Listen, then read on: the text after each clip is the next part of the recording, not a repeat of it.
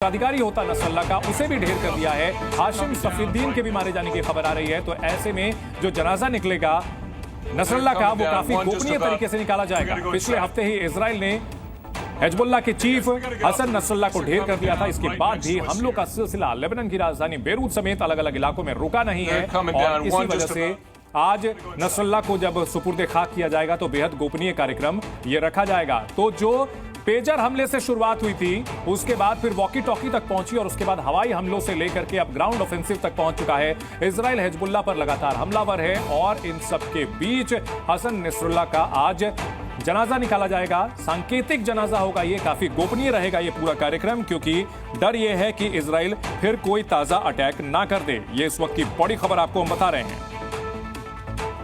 तो गुप्त स्थान पर नसरल्ला का अंतिम संस्कार मुमकिन है, इस वक्त ये जानकारी आपको दे रहे हैं। आज शुक्रवार है और यह भी खबर आ रही है कि हसन नसरल्ला का आज अंतिम संस्कार किया जाएगा, जनाजा निकाला जाएगा।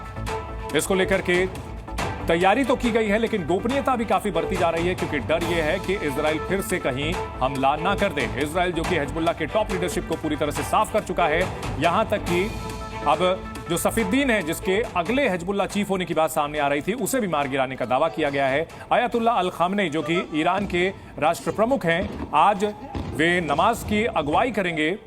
खामनेई खुद भी एक सेफ हाउस पे चले गए हैं, ये भी जानकारी मिली है। और इन सब के बीच लेबनान पर हमलों का सिलसिला लगातार जारी है। सफीउद्दीन जो कि हिजबुल्लाह का अगला प्रमुख होता, बेरूत के दही में मारा गया है। बंकर में अपने कमांडर्स के साथ वो मीटिंग कर रहा था, लेकिन उसी दौरान इजराइल ने अटैक करके उन्हें ढेर कर दिया। माना जाता है कि इजराइल की खुफिया जो एजेंसी मोसाद है, वो चप्पे चप्पे में फैली हुई है लेबनान में भी, और हर अपडेट उसके पास होती है। हिजबुल्लाह के जो कमांडर्स होते हैं, वो जहां भी जाते हैं, जहां भी होते हैं, छिपे होते हैं, इजराइल के पास पुख्ता जानकारी होती है। और हिजबुल्लाह ने ऐसे ही एक बैठक को टारगेट किया और सफीउद्दीन को मौत के घाट उतार दिया है, यह दावा किया गया है।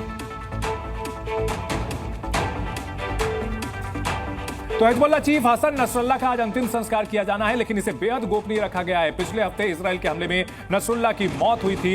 इस बात की अब आशंका है कि कहीं आईडीएफ यानी इजरायली डिफेंस फोर्सेस की ओर से फिर से हमला ना हो जाए। गोपनीयता का फैसला इसी सुरक्षा को ध्यान में रखते हुए लिया गया है। इस वक्त ये बड़ी खबर आपको बता दें, 27 सितंबर को नसरल्ला की हत्या हुई थी, उसे बंकर बस्टर बम के जरिए मार गिराया था इजराइल ने। और अब जो उसका अंतिम संस्कार किया जाना है, जनाजा जो निकलेगा, वो भी काफी गोपनीय तरीके से, सांकेतिक तरीके से निकाला जाएगा, ये जानकारी मिल रही है।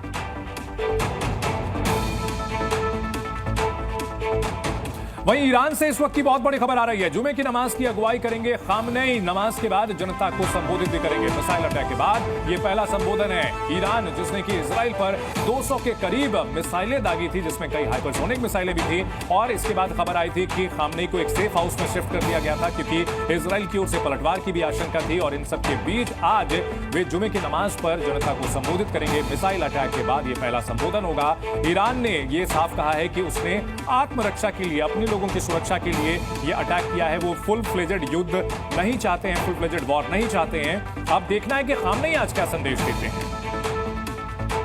हिजबुल्लाह चीफ हसन नसरल्ला का अंतिम संस्कार आज गोपनीय तौर पर किया जाएगा।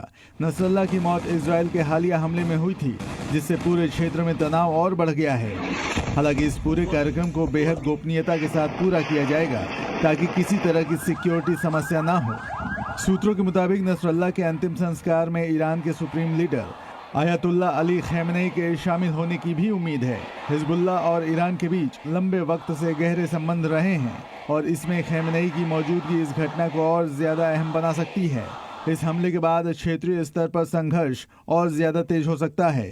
हिजबुल्लाह के समर्थकों और सहयोगियों के बीच भी इस घटना को लेकर गुस्सा और शोक का माहौल है। नसरल्ला की मौत के बाद हिजबुल्लाह में नेतृत्व को लेकर अस्थिरता के कयास लगाए जा रहे हैं। इस बीच इजराइल और हिजबुल्लाह के बीच तनाव बढ़ने की पूरी आशंका है। हिजबुल्लाह के भविष्य और क्षेत्रीय राजनीति पर इस घटना का गहरा प्रभाव पड़ सकता है। और इस वक्त की बड़ी खबर आ रही है, मिडिल ईस्ट में जंग की आग तेज होती जा रही है। इजराइल की सेना आईडीएफ ने दावा किया कि उसने हिजबुल्लाह के संभावित उत्तराधिकारी हाशिम सफीउद्दीन को भी मार गिराया है। इजराइल ने लेबनानी रिपोर्ट्स का हवाला दिया है। हाशिम सफीउद्दीन के मारे जाने की जानकारी सामने आई। रिपोर्ट्स की माने तो गुरुवार को आधी रात में इजराइल ने बेरूत में हवाई हमले किए, भीषण हवाई हमले किए। कहा जा रहा है कि उस समय सफीउद्दीन एक अंडरग्राउंड बंकर में हिजबुल्लाह के वरिष्ठ अधिकारियों के साथ बैठक कर रहा था। तो इस वक्त की बड़ी खबर आ रही है, नसरल्ला का उत्तराधिकारी मारा गया। हिजबुल्लाह का अगला कमांडर जो हो सकता था उसे पहले ही ढेर कर दिया है इजराइल ने, ये जानकारी मिल रही है। हसन नसरल्ला, जिसे कुछ दिनों पहले ईरान ने इजराइल ने एक बड़े अटैक में ढेर कर दिया था, जिसके बाद ईरान की ओर से कई मिसाइलें भी दागी गई इजराइल पर, लेकिन यहां इजराइल रुकने के लिए तैयार नहीं दिख रहा और उसने हाशिम सफीद्दीन को भी ढेर कर दिया है और माना यह जा रहा था कि वो हिजबुल्लाह का अगला चीफ होने जा रहा था।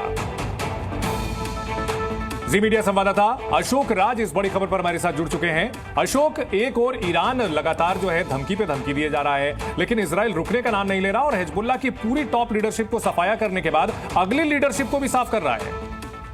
बिल्कुल चंदन, आप सही कह रहे हैं कि इस वक्त की एक बड़ी खबर आ रही है कि जो हिजबुल्लाह का उत्तराधिकारी बनने वाला था उसको मार गिराने का दावा किया है इजराइल ने और दुनिया की मीडिया ने।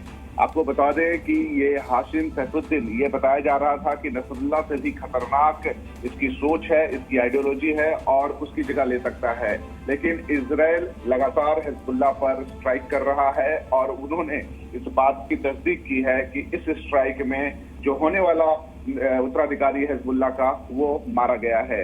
आपको बता दें कि आज लेबनान में एक बड़ा इवेंट होने वाला है जिसपे आज नसरुल्लाह का जनाजा निकलेगा और पूरा लेबनान और हिजबुल्लाह के जो समर्थक है वो शामिल होंगे। आज उस पर नजर इजराइल की भी है और इसी बीच एक बड़ी खबर आ रही है कि जो हिजबुल्लाह का उत्तराधिकारी बनने वाला था हाशिम सैफुद्दीन, उसकी भी मौत हो बिल्कुल चुकी है। अशोक, इस खबर पर जी न्यूज़ की नजर लगातार, कुछ और डिटेल्स आएंगी, हम लौटेंगे अपडेट्स के लिए आपके पास। शुक्रिया जानकारी देने के लिए।